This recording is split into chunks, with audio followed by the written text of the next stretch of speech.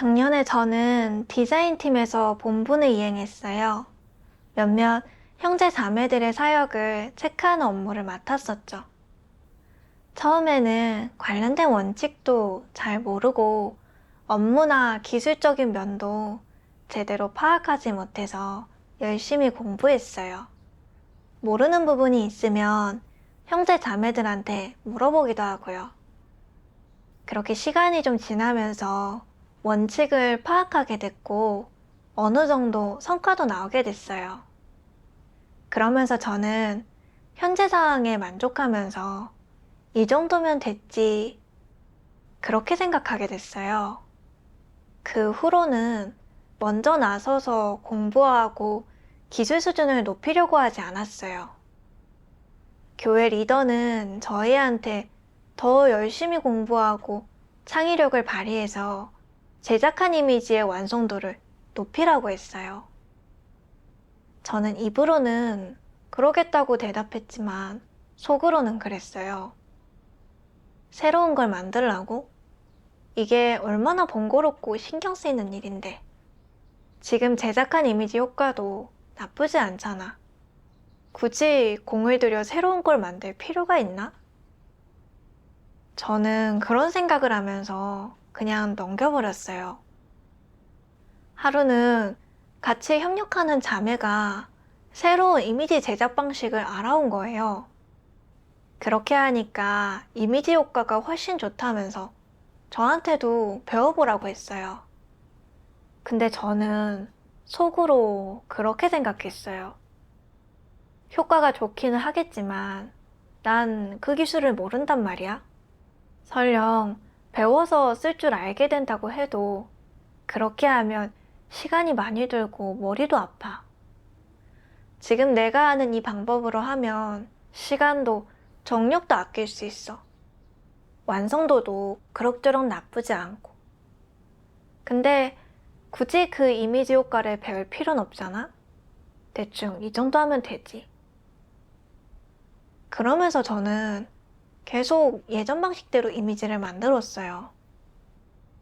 팀에서 사역을 체크할 때도 어떻게든 쉽게 하려고 했죠. 처음에는 저 혼자 했었는데 업무적으로 압박이 좀 커서 한 자매가 저와 함께 협력하게 됐어요. 저는 속으로 기뻤어요. 잘 됐다. 한 자매는 본분을 꼼꼼하게 이행하는 사람이고 기꺼이 대가를 치르려는 사람이니까 앞으로 한 자매한테 일을 많이 맡겨야겠어. 그럼 업무적으로 압박도 훨씬 줄어들 테고 그렇게 걱정하거나 신경 쓰지 않아도 되겠지.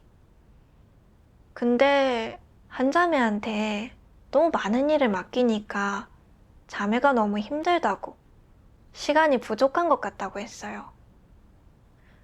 그런데도 저는 반성하기는커녕 이게 다 훈련이라는 핑계를 대면서 계속 한 자매한테 일을 맡겼어요. 속으로는 자책도 좀 들었죠. 한 자매가 그렇지 않아도 압박을 많이 받고 있는데 그렇게 많은 일을 맡겼으니 지나치는 통인 건 아닐까 하는 생각이 들었어요. 그런데도 제가 고생하는 게 싫어서 계속 그렇게 했죠. 그렇게 저는 공부하지도 않고 새로운 걸 만들지도 않았어요. 거기다 제 업무까지 다른 사람한테 미루고 나니까 훨씬 여유로워진 거예요. 저는 남는 시간에 제가 좋아하는 일을 했어요. 심미안을 키운다는 핑계로 한 편 한 편 외부 동영상을 보기 시작했어요. 얼마나 많이 봤는지 하나님 말씀을 보거나 예배할 때도 수시로 동영상 장면들이 떠오르는 바람에 마음을 안정하고 하나님 말씀을 묵상할 수가 없었어요. 평소에도 육적인 누림을 중요하게 생각하기 시작했어요. 어떻게 맛있는 요리를 할지 생각하고 본분야의 시간에 수시로 인터넷에 접속해 각종 뉴스를 찾아봤어요. 때로는 동영상을 너무 많이 봐서 본연의 일을 하지 않는다는 말을 들을까봐 누가 옆을 지나가기라도 하면 보고 있던 동영상 창을 급히 닫고 본분을 이행하는 척 업무 화면을 켰어요. 그렇게 저는 본분 이행에 점점 더 무책임해졌고 형제 자매들의 본분 이행 사항을 알아보고 체크할 때도 형식적으로 몇 마디 물어보는 데 그쳤어요. 형제 자매들이 별다른 어려움이나 문제가 없다고 하면 너무 좋아했죠. 문제가 있다고 해도 신경 써서 해결해 주려고 하지 않았고요. 저는 이렇게 생각했어요. 모든 사람의 문제를 다 신경 써서 해결해 주려면 얼마나 많은 시간과 정력이 필요하겠어. 각자 알아서 해결하라고 하자. 기술적인 부분은 잘 아는 형제 자매들한테 가서 도와달라고 하면 되겠지. 그렇게 사역을 살피는 횟수가 일주일에 한 번에서 보름에 한 번으로 줄어들었어요. 사실 어떤 때는 가책이 들었어요. 하나님은 마음과 뜻과 힘을 다해 본분을 이행하라고 하셨는데 저는 늘 본분을 밀어놓고 육적인 기호를 채우기만 했으니까요. 그건 하나님 뜻에 안 맞는 거잖아요. 근데 또 한편으로는 그런 생각이 들었어요. 난 이미지 제작을 지체한 적도 없고 본분 이행에도 눈에 띄는 문제가 없어. 다 정상적으로 진행되고 있잖아. 그러니까 별 문제 없을 거야. 그렇게 조금씩 저는 하나님의 존재를 느낄 수 없게 됐어요. 기도를 해도 감동을 느끼지 못했고 하나님 말씀을 봐도 깨우침을 얻지 못했어요. 이미지를 제작할 때도 아이디어가 떠오르지 않더라고요. 본분이행의 성과는 갈수록 안 좋아졌어요. 게다가 형제 자매들의 사역을 열심히 체크하지 않고 어려움이 생겨도 관심을 갖거나 진지하게 대하지 않아서 형제 자매들까지 나태해진 거예요. 현실에 안주하고 현재 상황에 만족하는 상태로 살아갔고 본분 이행도 발전이 없었어요. 사역 성과도 그다지 좋지 않았고요. 이런 상황을 보면서도 저는 뭔가 이상하다고만 생각했지 어리석게도 스스로를 돌아보진 않았어요. 하루는 리더가 갑자기 이런 말을 하는 거예요. 이미지 제작을 한 지 꽤 오래됐는데 효율이 오르기는커녕 왜 떨어지는 거죠? 본문의 성과가 이렇게까지 안 나오다니 정말 알다가도 모르겠네요. 그러면서 또 제가 실제 사역을 하지 않는 이름뿐인 간부가 됐다고 꼬집었어요. 형제 자매들도 저 때문에 해이해져서 본분을 이행할 때 효율을 못 내고 있고 완성품이 품질도 떨어진다고 했고요. 그런 식으로 본분을 이행하는 건 건성으로 하는 거고 기만이라고 했고 하나님 집에 해가 된다고도 했어요. 계속 그렇게 반성하지 않고 회개하지 않으면 본분을 이행하지 못하게 될 때는 이미 늦게 된다고 하는 거예요. 그 말을 듣고 마음이 많이 찔렸는데 반성하지 않았어요. 그냥 형식적으로 팀 내부 사역을 체크하고 본분과 무관한 동영상은 되도록 보지 않기로만 했죠. 한 달 뒤에 저는 오랫동안 본분을 건성으로 이행하고 제 이쪽만 챙겼다는 이유로 교체됐어요. 다른 두 자매도 착실하게 본분을 이행하지 않았다는 이유로 본분을 못하게 됐고요. 리더는 제가 본분을 이행할 때 본연의 일을 하지 않고 늑장을 부리면서 교활하게 제 이익만 챙긴다고 다른 꿍꿍이를 숨기고 있다고 했어요. 그건 하나님을 기만하는 행위라고 했죠. 또 제가 사역을 제대로 챙기지 않고 형제 자매들의 문제를 보고도 해결하지 않는다고 했어요. 그건 사실상 형제 자매들을 감싸주고 방임하는 행위고 하나님 집에 해를 끼친 거라고도 했어요. 리더가 제 모습에 대해서 폭로하는 말을 듣고 정말 깜짝 놀랐어요. 내 본분이 행이 정말 그렇게 눈뜨고 못 받을 정도였구나. 그런데도 난 깨닫지를 못하고 사역에 지장을 주지 않는다고 생각했어. 왜 이렇게 무감각해진 걸까? 그리고 계속 생각해봤죠. 내가 정말 그런 일들을 저지른 게 맞아. 그것도 의식하고 있는 상태에서 했어. 본분을 이행할 때는 충성을 다해야 한다는 거 알고 있었는데 왜 그렇게 건성으로 임하고 몸을 사린 걸까? 난 대체 어떤 인간인 거지? 고통스럽고 막막한 가운데 저는 스스로를 반성하고 깨달을 수 있게 해달라고 하나님께 기도드렸어요. 얼마 후 저는 이 말씀을 보게 됐어요. 노아는 그렇게 수준 높은 설교를 들은 적이 없으며 많은 진리를 깨닫고 있지도 않았고 지적 수준이 그렇게 높지도 않았다. 또 현대의 과학이나 지식을 알지도 못한 지극히 평범한 사람, 인류 가운데서 눈에 띄지 않는 그런 사람이었다. 하지만 그에게는 세상 사람 누구와도 다른 부분이 하나 있었다. 바로 그는 하나님 말씀을 들을 줄 알았으며 어떻게 하나님 말씀을 준행하고 지켜야 할지, 사람의 위치가 어디인지 알고 있었다는 점이다. 그는 하나님의 말씀에 참된 믿음과 순종을 보였다. 오직 그것뿐이었다. 이 몇 가지 단순한 신조를 갖고 있는 것만으로도 노아는 하나님이 그에게 준 사명을 완수하기에 충분했다. 그 사명을 완수하기 위해 그가 버틴 시간은 몇 달도, 몇 년도, 몇십 년도 아니었다. 100년이 넘어갔다. 이 수치가 놀랍지 않으냐? 놀랍습니다. 노아 외에 또 누가 그렇게 할 수 있겠느냐? 누구도 그렇게 할 수 없을 것입니다. 어째서 그렇겠느냐? 누군가는 진리를 깨닫지 못했기 때문이라고 하는데 그건 사실이 아니다.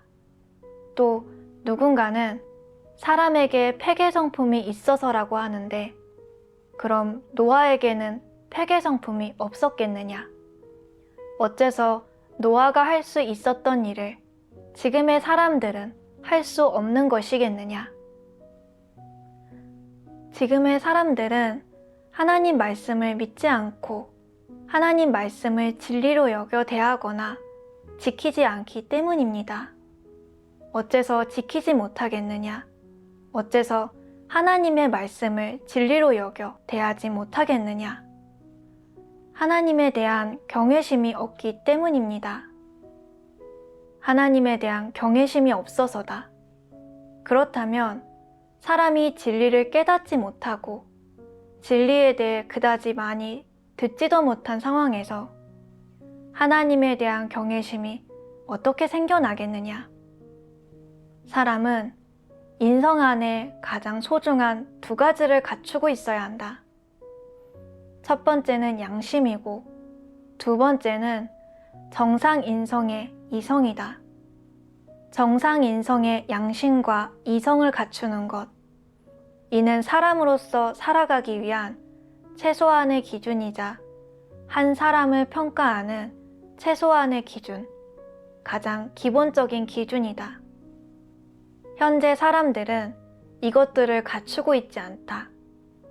그래서 아무리 많은 진리를 듣고 깨달았다 해도 하나님을 경외하는 마음을 갖지 못하는 것이다. 그럼 현대 사람들을 노아와 비교했을 때 본질적인 차이는 무엇이겠느냐? 인성이 없다는 것입니다.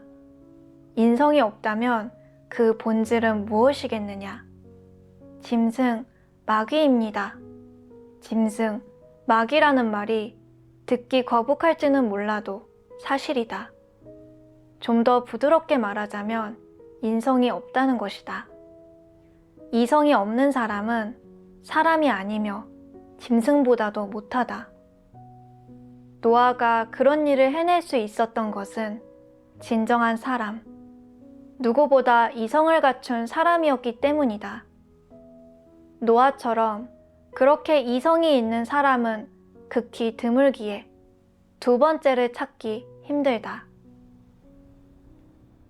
하나님의 말씀을 보고 양심에 찔려 괴로웠어요. 하나님이 저를 보시면서 저한테 충성을 다할 본분을 이행하지 않았다고 질책하시는 것 같았어요. 저는 제가 제대로 본분을 이행하지 못한 이유가 자질이 부족해서도 아니고 깨달은 진리가 얕아서도 아니고 어떻게 본분을 대해야 할지 몰라서도 아니란 걸 깨닫게 됐어요. 그건 제 인성이 나쁘고 하나님이 맡기신 일을 대할 때 하나님에 대한 경외심이 없었기 때문에 생긴 일이었어요. 노아는 하나님의 말씀을 그다지 많이 듣지 못했고 많은 진리를 깨달은 것도 아니었는데 하나님이 맡기신 일을 그렇게 열심히 했고 마음을 다해서 했어요. 세세한 부분까지 다 기억해 놓고 좋은 성과를 내려고 노력했죠. 노아는 하나님의 마음을 헤아린 거예요. 120년의 세월을 들여 지킨 결과 하나님에 대한 충성과 순종을 증거하게 됐잖아요. 그런데 저는 하나님의 말씀을 수없이 먹고 마셨고 수많은 진리의 비밀을 깨달은 사람이에요. 하나님을 믿은 역대 사람들이 얻은 것보다도 더 많은 것들을 얻었죠. 그럼에도 저는 본분을 이행하면서 교활하게 제 입속만 챙겼어요. 어떻게 해야 좋은 성과를 낼 수 있을지, 어떻게 해야 복음을 더 잘 전하고 하나님을 증거할 수 있을지 알고 있으면서도 귀찮다고 미루고 건성으로 했어요. 또 기회가 있을 때마다 협력하는 자매한테 임무를 떠넘겼어요. 형제 자매들이 난관에 부딪혔을 때도 제 편의를 위해 진리를 구해 해결하려고 노력하지 않았고요. 형제 자매들의 사역 진행 상황을 체크하는 것도 형식에 그쳤어요. 제 마음은 근본적으로 본분에 집중하고 싶지 않았던 거예요. 그렇게 했더니 결국 형제 자매들은 이도저도 아닌 해이한 상태로 본분을 이행하게 됐어요. 또 저는 본연의 일을 하지 않았어요.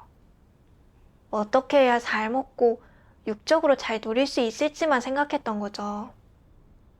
본분 이행을 핑계로 외부 동영상을 보면서 형제 자매들한테 들킬까봐 숨기고 간사하게 굴면서 남들을 기만했어요. 양심의 가책을 느끼면서도 고집스럽게 계속 그랬어요. 저는 제 양심과 이성이 너무 보잘것없다는 걸 깨달았어요. 노아와 비교하는 건 고사하고 책임감 있게 본분을 이행하는 어떤 형제 자매들과도 비교가 되지 않는 거죠. 이런 식으로 본분을 이행하는 건 정말 하나님을 우롱하고 기만하는 거예요. 저는 인성이 없는 사람이고 하나님께서 주신 사명을 맡을 자격이 없는 사람이었어요. 이번에 교체된 건 하나님의 공의성품이 제게 임한 거였어요. 제가 너무 지나치게 했으니까요. 한동안 저는 왜 이렇게 양심과 이성이 없는지 스스로를 돌아봤어요. 그러다가 사람이 사탄에게 패배된 후의 실상이라는 말씀 찬양을 듣게 됐어요.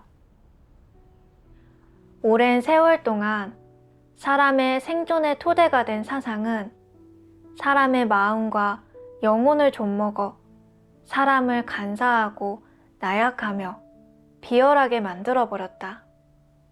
사람은 끈기도 의지도 없을 뿐만 아니라 탐욕스럽고 거만하게 변했다. 자신을 초월하려는 의지는 전혀 찾아볼 수 없고 이 흑암권세 압제에서 벗어나려는 용기는 더더욱 없다. 사람의 사상과 삶은 썩어 문드러졌고 이로 인해 하나님을 믿는 관점 또한 추악이 그지없다.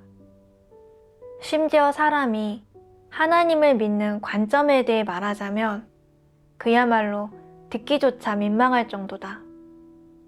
사람은 모두 나약하고 무능하며 비열하고 연약하다. 흑암 권세에 대해 어떤 증오심도 느끼지 못하고 광명과 진리를 사랑하지도 않으며 오히려 온 힘을 다해 그것을 쫓아낸다.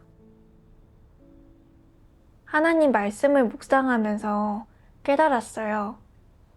제가 본분을 이행하면서 늘 교활하게 제 입속만 챙기고 하나님을 무성의하게 대하며 기만한 이유가 사탄의 철학으로 살았기 때문이었어요.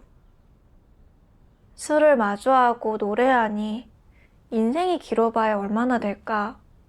오늘 술이 있으면 오늘 취한다. 인생은 괴롭고 짧으니 어찌 제때 즐기지 않겠는가 등의 헛소리에 사상이 타락되고 왜곡돼 즐겁고 자유롭게 이 세상을 살아가는 것이 현명한 선택이라고 생각했어요. 인생은 짧은데 굳이 스스로를 괴롭혀가면서 고생할 필요가 있나 했죠. 고생은 바보나 하는 거고 사람은 당연히 자기 자신을 아끼고 위해야 하는 거니까 즐길 수 있을 때 즐기자고 생각했어요. 이런 사상에 지배돼서 무슨 일을 하든 틈만 나면 제 입속을 챙기고 몸을 사리고 농간을 부리면서 점점 더 교활하고 간사해졌어요. 저는 학창시절 때 일도 했었는데 그 일은 아주 여유로운 일이었어요. 저는 지켜보는 사람이 없을 때마다 몰래 방에 돌아가서 쉬다 오기도 하고 어떻게든 일을 덜 하려고 했죠. 그러니 룸메이트가 그렇게 게으름 피우는 것도 재주라면서 제가 나중에 취업해도 어떻게든 편하게 일하려고 할 거라고 할 정도였어요. 그 말에 저는 얼굴이 뜨거워졌지만 한편으로는 이게 뭐가 어때서 마음대로 짓거리라지. 죽어라 일하면서 고생하는 건 바보나 하는 짓 아닌가? 사람은 자기만을 위해 살아야 한다라는 말도 있잖아. 누가 자기 자신을 1순위 안나? 안 그러는 사람이 바보지. 그렇게 생각했어요.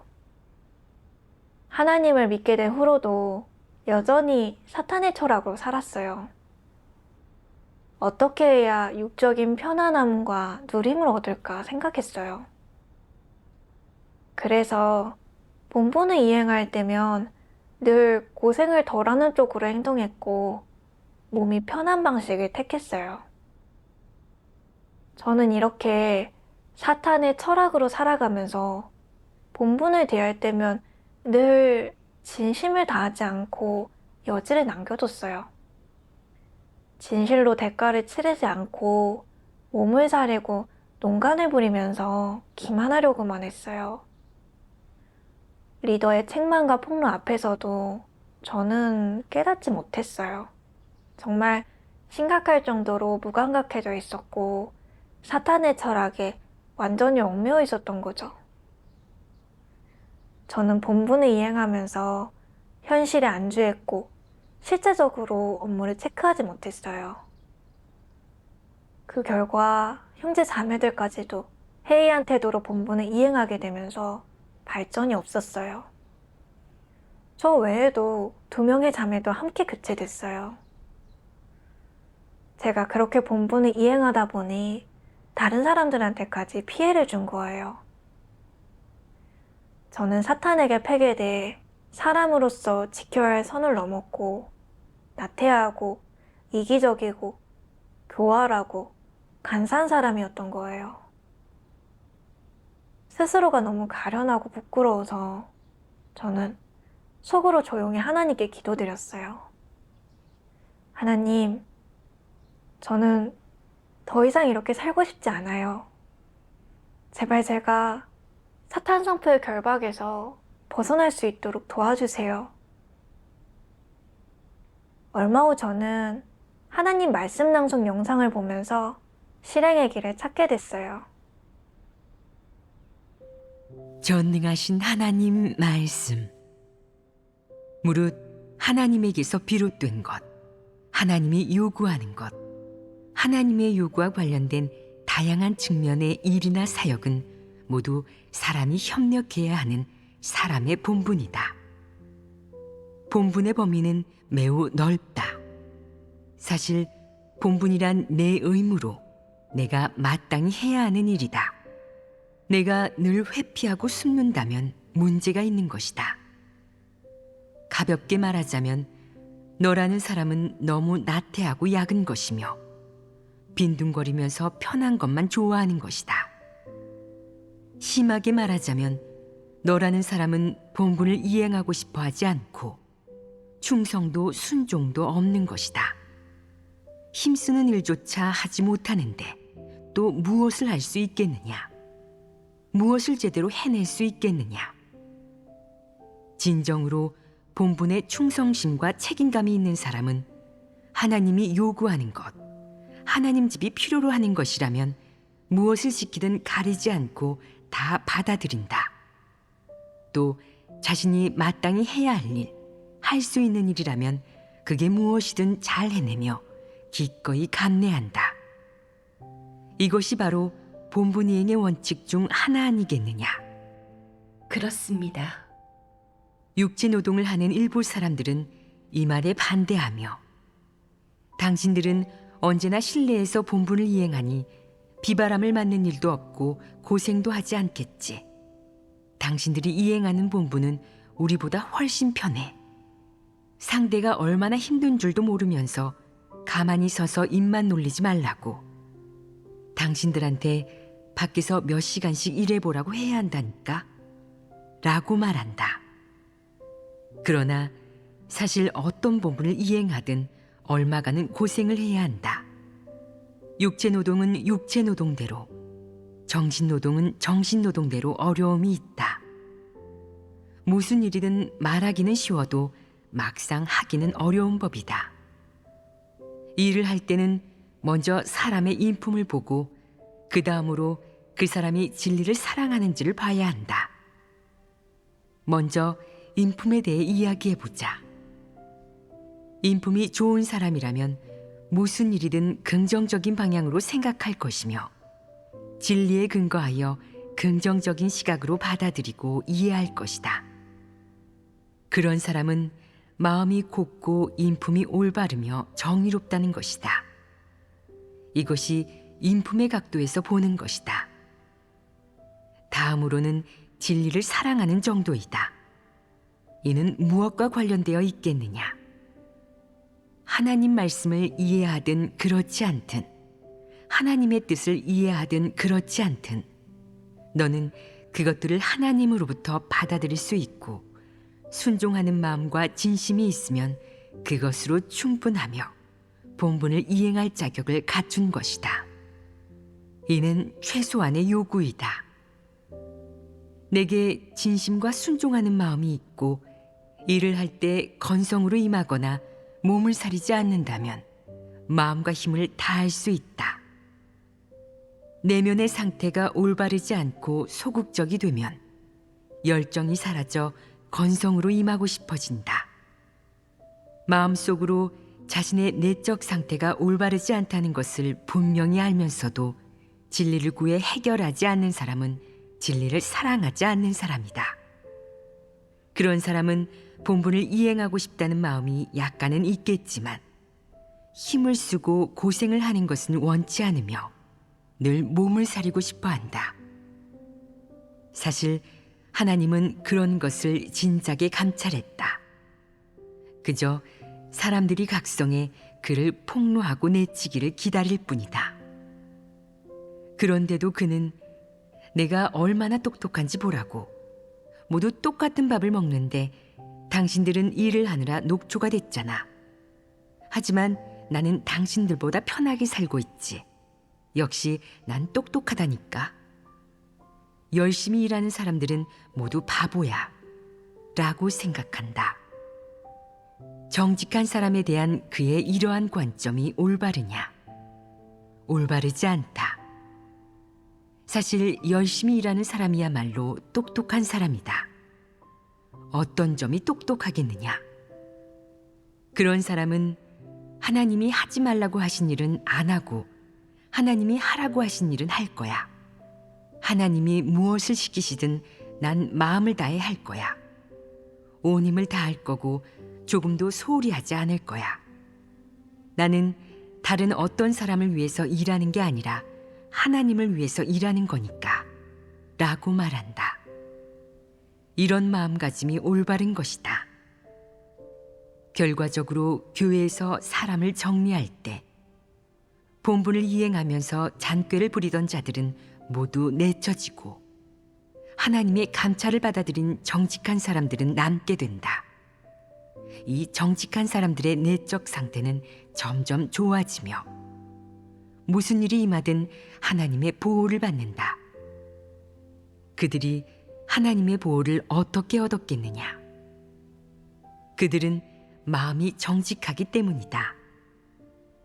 본분을 이행할 때 고생도 수고도 마다하지 않고 무슨 일을 시키든 고르거나 선택하지 않는다. 이유를 묻지도 않으며 말을 듣고 순종하고 연구하거나 분석하지도 않고 다른 것을 생각하지도 않는다.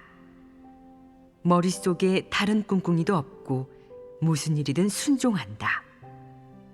그들의 내적 상태는 언제나 그렇게 정상적이기에 위험한 일이 임하면 하나님이 지켜주고 질병과 역병이 임해도 하나님의 보호가 함께하여 언제나 복을 누리게 된다.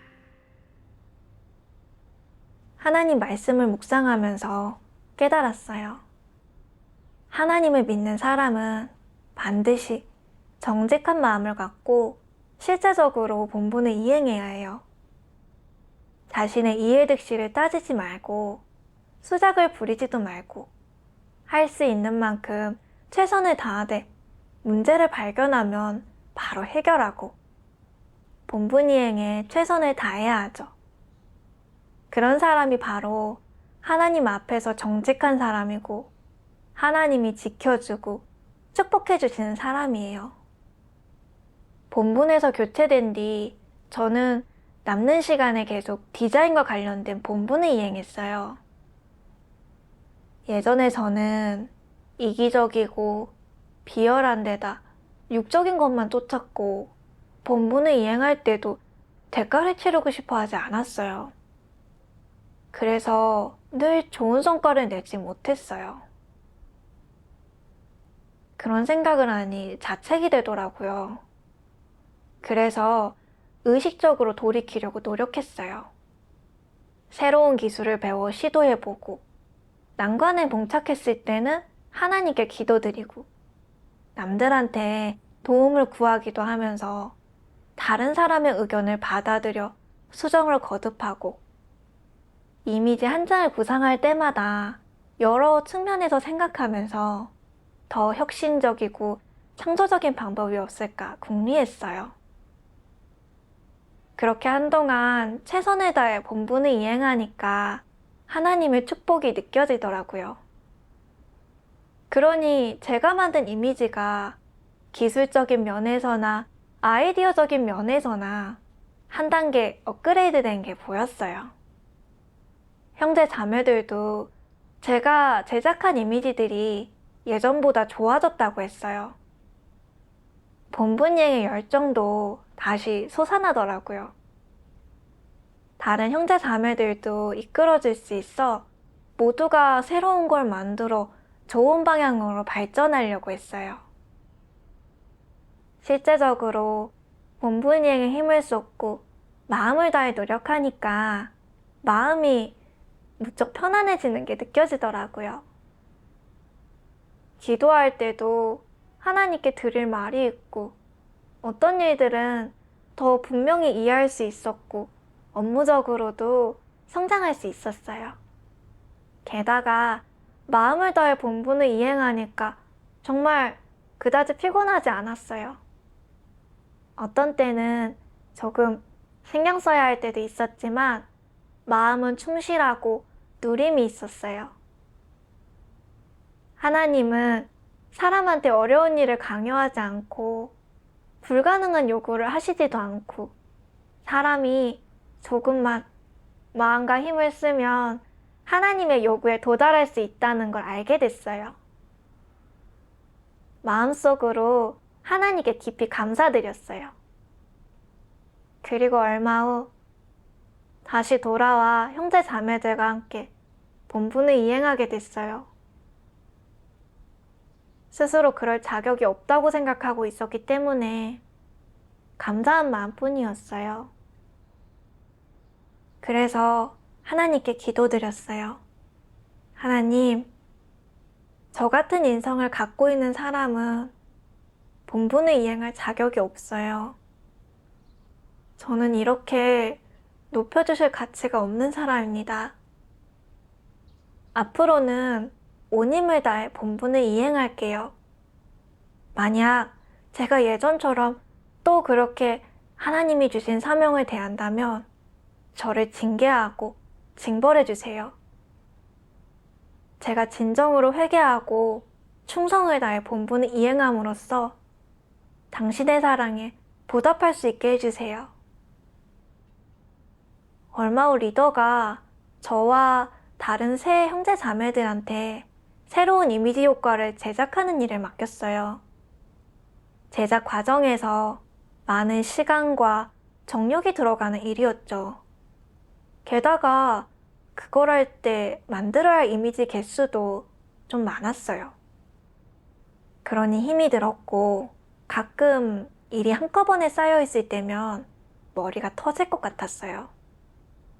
한 번은 제때 이미지를 전달하지 못하는 바람에 자매한테 왜 그렇게 느리냐는 말을 듣게 됐어요. 그 말을 듣고 조금 억울해져서 그런 생각이 들었어요. 저 사람은 이미지 제작에만 집중할 수 있어서 좋겠다. 난 이미지도 만들고 새로운 효과도 공부해야 되고 시간과 정력이 많이 드는데 그렇다고 내가 이미지를 적게 만들면 형제 자매들이 날 어떻게 생각할까? 리더한테 난 그 일이 어울리지 않으니까 다른 사람을 시키라고 할까? 근데 그 순간 제가 또 욕을 따르려 했다는 걸 깨닫고 의식적으로 하나님 말씀을 찾아 먹고 마셨어요. 그때 이 말씀 낭송 영상을 보게 됐어요. 전능하신 하나님 말씀. 하나님은 정직한 사람을 좋아하고 교활한 사람을 좋아하지 않는다. 사람이 조금 우매한 것은 괜찮지만 반드시 정직해야 한다. 정직한 사람은 책임을 질 수 있다. 자신을 생각하지 않고 생각이 단순하고 마음이 정직하고 선량하다. 한 그릇의 물처럼 한눈에 속까지 훤히 들여다 보인다. 항상 꾸미고 가리고 덮고 자신을 꽁꽁 감싸는 내가 도무지 속으로 무슨 생각을 하는지 남들은 알 수 없다. 하지만 하나님은 내 내면의 가장 깊은 곳까지도 감찰할 수 있다. 하나님 눈에 너는 정직한 사람이 아니라 교활한 인간, 좀처럼 속마음을 보여주지 않고 하나님께 간사한 수작을 부리는 인간이므로 하나님은 너를 좋아하지 않고 너를 원하지 않는다. 바깥 세상에서 형통하는 사람, 말 잘하는 사람, 머리를 잘 굴리는 사람은 어떤 사람이겠느냐? 너희는 알고 있느냐? 그들의 본질은 무엇이냐? 하나같이 교활하고 간사한 사람들이며 꿍꿍이가 가득한 사람, 교활한 사람이고 영락없는 마귀이자 사탄이라고 할 수 있다. 그런 사람을 하나님이 좋아하겠느냐? 좋아하시지 않습니다. 하나님이 가장 혐오하는 자는 바로 마귀이다. 너희는 절대 그런 사람이 되지 마라. 말을 할 때 항상 눈치를 살피고 일을 할 때 늘 분위기를 보면서 처세에 능한 사람. 내가 말하지만 하나님은 그런 사람을 가장 혐오한다. 그렇다면 하나님이 그 사람들을 후대하고 깨우쳐 주겠느냐? 그럴 리 없다. 하나님은 그런 사람들을 짐승과 같은 부류로 생각한다. 사람의 탈을 썼지만 내면의 본질은 마귀나 사탄, 산송장이나 다름없는 그들을 하나님은 결코 구원하지 않을 것이다. 너희가 보기에 이들이 과연 총명하냐 아니면 어리석으냐? 이 부류 사람은 가장 어리석고 교활한 사람이다. 하나님은 그런 사람을 원치 않고 정죄한다. 그런 사람이 하나님을 믿는다 한들 무슨 희망이 있겠느냐? 하나님을 믿는 의미를 잃어버렸으니 그가 아무것도 얻을 수 없음은 자명한 일이다. 하나님을 믿으면서 시종일관 진리를 추구하지 않는다면 아무리 오래 믿어도 소용이 없다. 결국에는 아무것도 얻지 못할 것이다. 하나님을 얻고 싶다면 반드시 진리를 얻어야 한다. 진리를 깨닫고 실행하며 진리의 실제에 진입해야만 진리를 얻을 수 있고 하나님께 구원받을 수 있으며 하나님께 인정받고 축복받을 수 있다. 이것이 바로 하나님을 얻는 것이다.